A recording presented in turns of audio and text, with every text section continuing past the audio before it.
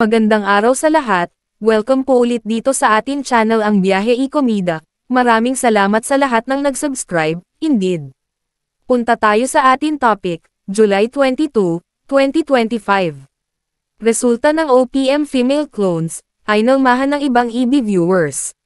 Mas deserving ba ang ibang finalists ng OPM female clones?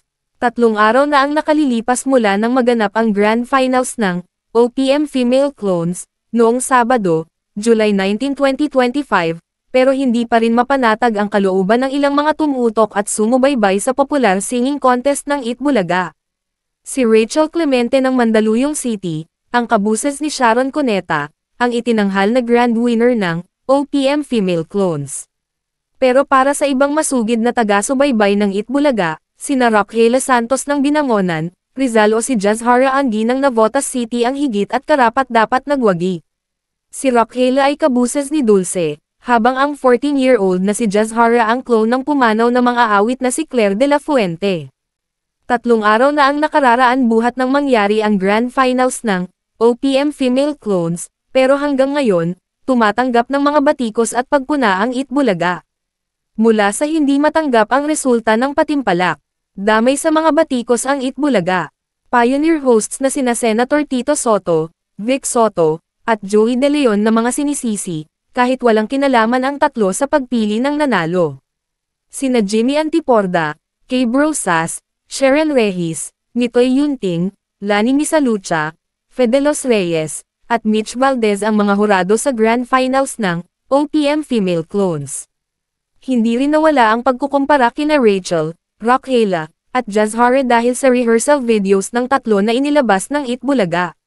Marami ang pamuna na mas magaling daw si Rachel at mas kabuses nito si Sharon sa rehearsal kesa sa mismong oras ng kompetisyon. Wala naman daw ipinagbago si Jazhara sa panggagaya sa boses ni Claire nang ipakanta sa kanya ang Kahit Ayaw Mo Na, ang hit song ng this band noong 2021. Alam at tanggap ng mga nagrereklamong may nanalo na at hindi na mababago ang resulta ng nanalo sa OPM female clones, pero ginamit pa rin nila ang kapangyarihan ng social media para iparating sa mga kinauukulan ang kanilang mga sentimiento. Narito ang ilan sa mga komento ng netizens mula sa FB page ng TVJ Facebook account. Dulce or Claire saying, "Mas okay pa Dulce, sana hindi na kayo nag-top 3, kasi mukhang may winner na eh. For formality na lang ang pagkanta nilang tatlo kasi easy-easy na ang judges. Pumikit ako, hindi ka boses, either Dulce at Claire sana."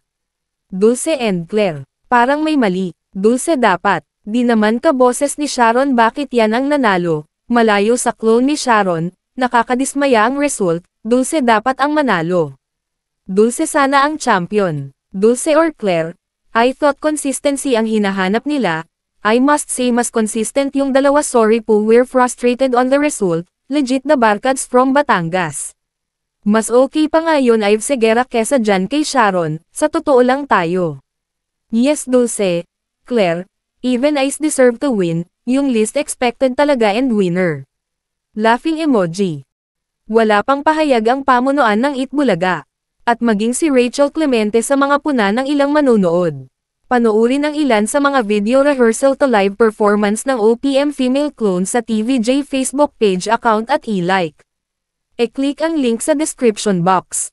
At yan ang ating latest showbiz chika update for today. Huwag kalimutan mag-subscribe, click the notification bell for more showbiz chika updates, like and share the video at suportahan po ang ating Facebook page. Maraming salamat sa lahat ng nag-subscribe indeed. Magandang buhay sa lahat. Adios. Sana'y nakilala na kita noong ako ay walay yaman. Ang nagwagin ng kabukong damdamin kong sabihin.